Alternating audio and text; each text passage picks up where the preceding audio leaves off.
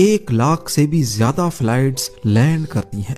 तो यहाँ सवाल पैदा होता है कि अगर हर वक्त आसमान में इतने ज्यादा जहाज होते हैं तो वो आपस में टकराते क्यों नहीं हैं?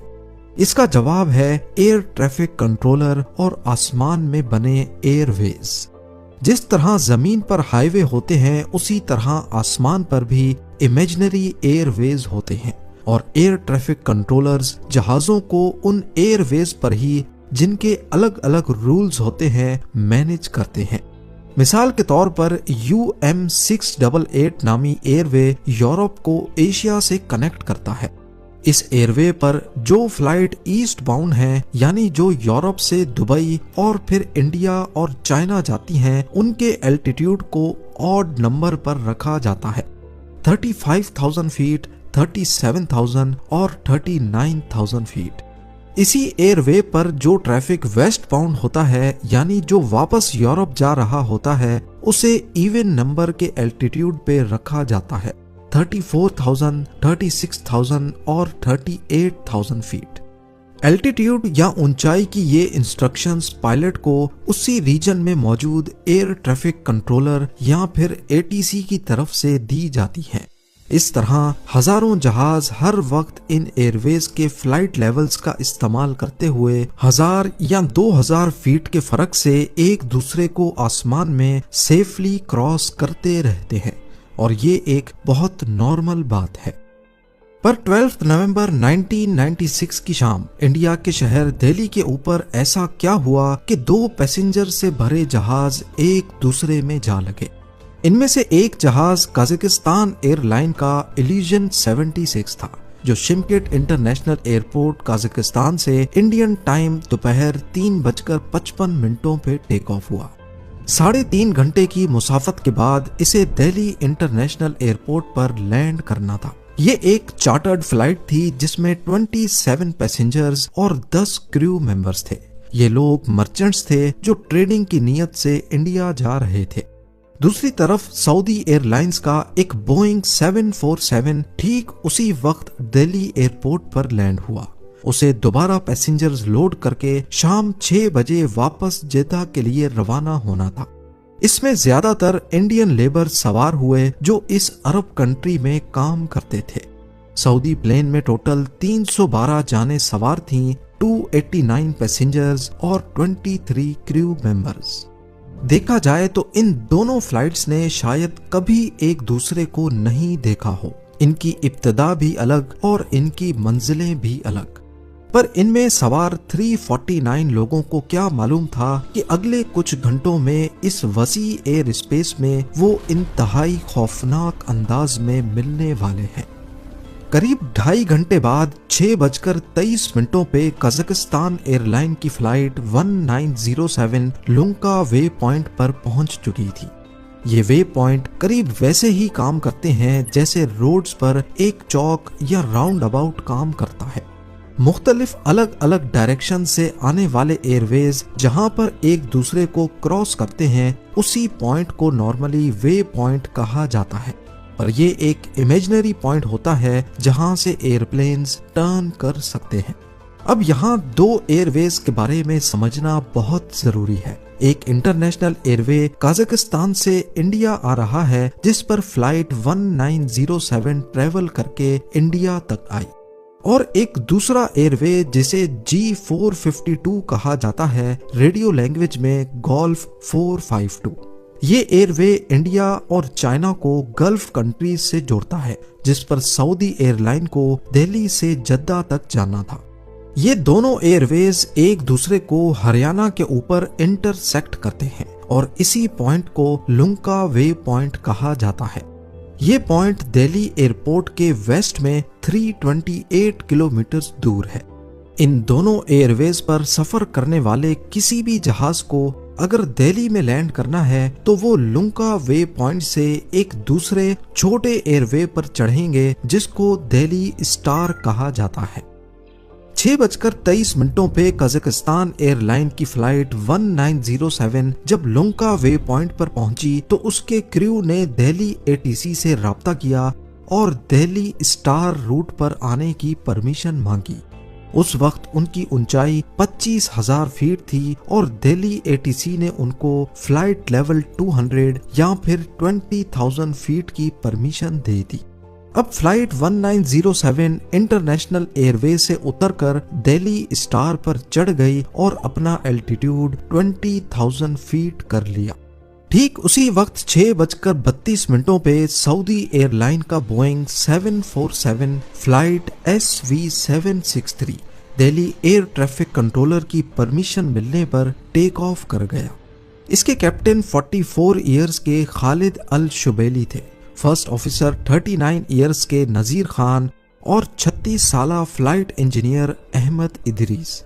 सऊदी एयरलाइन का ये क्रू बिल्कुल फ्रेश था और 70 घंटों की रेस्ट के बाद पहली फ्लाइट कर रहा था। टेक ऑफ के बाद एटीसी ने सऊदी जहाज को 10,000 फीट तक जाने की परमिशन दे दी।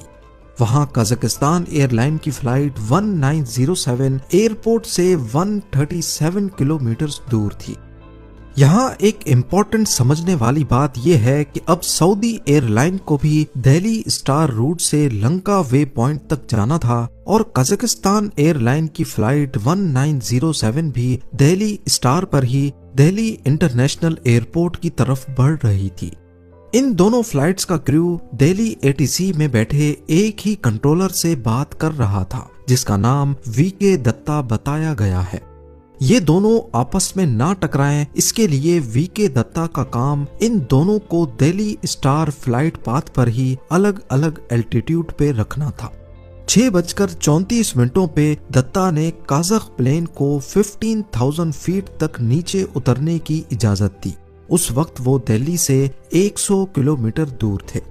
2 मिनट बाद 6:36 पे दत्ता ने सऊदी प्लेन को, जो पहले 10,000 फीट पे था, अब 14,000 फीट की परमिशन दे दी। दोनों एक ही फ्लाइट पाथ दिल्ली स्टार पर एक दूसरे के आमने सामने थे, लेकिन 1000 फीट के गैप से। 6:38 PM पर सऊदी क्रू ने दत्ता को रिपोर्ट किया कि वो 14,000 फीट तक पहुंच चुके हैं और उन्होंने मजीद ऊपर जाने की परमिशन मांगी, लेकिन क्योंकि उनके सामने से काज़ख प्लेन 1000 फीट के गैप से उनको ऊपर से क्रॉस करेगा, इसी वजह से वीके दत्ता ने सऊदी प्लेन को फिलहाल 14,000 फीट का एल्टीट्यूड ही होल्ड करने का कहा, जिस पर सऊदी प्लेन के फर्स्ट ऑफिसर ने जवाब दिया, सऊदी SV763 विल मेंटेन 140 मतलब 14,000 फीट। यहाँ आपका कजाकिस्तान एयरलाइन के फ्लाइट क्रू के बारे में एक चीज का जानना बहुत जरूरी है। इसमें 44 इयर्स के कैप्टन, 36 इयर्स के फर्स्ट ऑफिसर, 50 इयर्स के फ्लाइट इंजीनियर, 51 इयर्स के नेविगेटर और आखिर में सबसे अहम 41 इयर्स के रेडियो ऑपरेटर भी शामिल थे। इस फ्लाइट में रेडियो ऑपरेटर इस वजह से था क्योंकि ये सारा क्रू सिर्फ रशियन जबान जानता था और इंटरनेशनली एटीसी की इंस्ट्रक्शंस इंग्लिश में दी जाती हैं और इस रेडियो ऑपरेटर का काम एटीसी की इंग्लिश इंस्ट्रक्शंस को रशियन लैंग्वेज में ट्रांसलेट करना था। 6:39 PM पर काज़ख प्लेन ने रिपोर्ट किया कि वो 15,000 फीट तक नीचे उतर चुके हैं। उस वक्त वीके दत्ता ने उनको ये अल्फाज बोले, identified traffic 12 o'clock reciprocal Saudi Boeing 747 at 10 miles likely to cross in another 5 miles. Report if in site. इसका सीधा साधा मतलब था कि आपके 12 o'clock यानी आपके बिल्कुल सामने सऊदी एयरलाइन का एक बोइंग 747 उल्टी दिशा में आ रहा है। वो आपसे 10 नॉटिकल माइल्स तकरीबन 18.5 किलोमीटर दूर है। अंदाजन वो अगले 5 नॉटिकल माइल्स में आपके रास्ते को क्रॉस कर जाएगा। अगर आप उस जहाज को अपनी आंखों से देखें तो हमें खबर करें। पर काज़ख एयरलाइन के रेडियो ऑपरेटर को ये मैसेज सही से समझ नहीं आया तो उसने क्लैरिफिकेशन मांगी, जिस पर दत्ता ने जवाब दिया, traffic is at 8 miles level 140, यानी 8 नॉटिकल माइल्स दूर जहाज है जिसका एल्टीट्यूड 14,000 फीट है। इस पर काज़ख प्लेन के रेडियो ऑपरेटर ने कहा, acknowledge the update, now looking 1907। यानी उसने इस बात को नोट कर लिया। इस मैसेज को आए अभी आधा मिनट भी नहीं गुजरा था कि एटीसी पर एक और मैसेज आता है। यूएस एयरफोर्स की एक कार्गो फ्लाइट भी वहीं आसपास थी। उसने दिल्ली एटीसी को बताया कि उन्होंने अपने सामने एक बहुत बड़ा धमाका देखा है। दत्ता ने फौरन सऊदी और काज़क फ्लाइट से राब्ता करने की कोशिश की, लेकिन आगे से कोई जवाब नहीं आया। अफसोसनाक तौर पर दोनों जहाज आपस में टकरा चुके थे।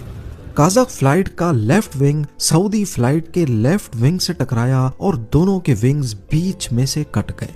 बोइंग 747 गोल गोल घूमता नीचे जाने लगा। उसके कटे हुए विंग से आग निकल रही थी और हवा में ही जहाज दो हिस्सों में टूटकर सुपरसोनिक स्पीड से हरियाणा के धानी गांव में जा गिरा। कजाकिस्तान एयरलाइन का इल्यूजन आधे विंग और आधे वर्टिकल स्टेबलाइजर के साथ फ्लैट स्पिन में चला गया और हरियाणा में बिरोहर गांव में जा गिरा। इस खौफनाक और दिल दहला देने वाले हादसे में दोनों जहाजों में बैठे 349 लोगों में से एक भी नहीं बच सका। इस हादसे की खबर ने पूरी दुनिया को जैसे एक सोग में धकेल दिया। लोकल और इंटरनेशनल मीडिया पर हेडलाइंस चलने लगी और सबकी जबान पर सिर्फ एक ही सवाल था कि जब दोनों के एल्टीट्यूड में 1000 फीट का गैप था तो आखिर ये टकराए ही कैसे। इन्वेस्टिगेशन में ये बात सामने आई कि 6:39 PM पर जब काज़क प्लेन ने दिल्ली एटीसी को रिपोर्ट किया था कि वो 15,000 फीट पे आ चुके हैं, उस वक्त असल में वो 16,348 फीट पे थे और लगातार नीचे आते जा रहे थे। 15,000 फीट वाला मैसेज रेडियो ऑपरेटर ने गलत समझाया या कैप्टन ने सही से नहीं समझा, पर जिस वक्त उनको 15,000 फीट पे आकर अपना एल्टीट्यूड होल्ड करना था, उस वक्त कैप्टन ने जहाज को 14,000 फीट तक डिसेंड कर दिया, यानी सऊदी प्लेन के ही लेवल पर। अब यह भी हो सकता है कि काज़क प्लेन के पायलट ने 15,000 फीट वाली इंस्ट्रक्शन तो सुनी, लेकिन उसको वहां होल्ड करना था, शायद वो बात उसको समझ नहीं आई। और दूसरा, रेडियो ऑपरेटर को इंग्लिश मैसेज रशियन जुबान में ट्रांसलेट करने में भी कुछ टाइम लग रहा था। जब दत्ता ने क्लियरली उनको बताया कि आपके सामने सऊदी एयरलाइन का जहाज है, तो ये मैसेज रेडियो ऑपरेटर को पहली बार में समझ नहीं आया। दूसरी मर्तबा उसे समझ तो आ गया, लेकिन जब तक वो मैसेज पायलट तक कन्वे होता और वो जरूरी एडजस्टमेंट्स करते, तब तक काफी देर हो चुकी थी। इन्वेस्टिगेशन में कुछ गलती एटीसी की भी सामने आई, क्योंकि सेम फ्लाइट पाथ पर जब दो जहाज मुख्तलिफ सिमत में होते हैं तो उनके बीच का गैप 2000 फीट तक रखना होता है, जबकि दत्ता ने उनके बीच ऑफिशियली 1000 फीट का गैप रखा था। और जिस दौर में यह हादसा हुआ था, उस वक्त दिल्ली एटीसी के रडार पर जहाज का डिस्टेंस तो शो होता था, लेकिन उनके एल्टीट्यूड का पता लगाने का कोई सिस्टम इंस्टॉल नहीं था। यह हादसा एविएशन इंडस्ट्री में कई सारे नए रूल्स बनाने का बायस बना, जिनमें से एक है टीकैस का लाजमी इस्तेमाल। टीकैस यानी ट्रैफिक कोलिजन अवॉइडेंस सिस्टम एक ऐसा सिस्टम है जो ऑटोमेटिकली जहाज को कोलिजन से बचाता है। इस हादसे के बाद तमाम बड़े कमर्शियल जहाजों में टीकैस का होना लाजमी करार दिया गया। इसके अलावा इंटरनेशनल सिविल एविएशन ऑर्गेनाइजेशन ने इसी हादसे के बाद तमाम पायलट्स के लिए लाजमी करार दिया कि उनको महारत के साथ इंग्लिश बोलनी और समझनी आनी चाहिए। और इंडिया समेत तमाम इंटरनेशनल एयरपोर्ट्स पर नए रडार सिस्टम्स को लाजमी करार दिया गया, जो न सिर्फ एयर ट्रैफिक का डिस्टेंस बताएंगे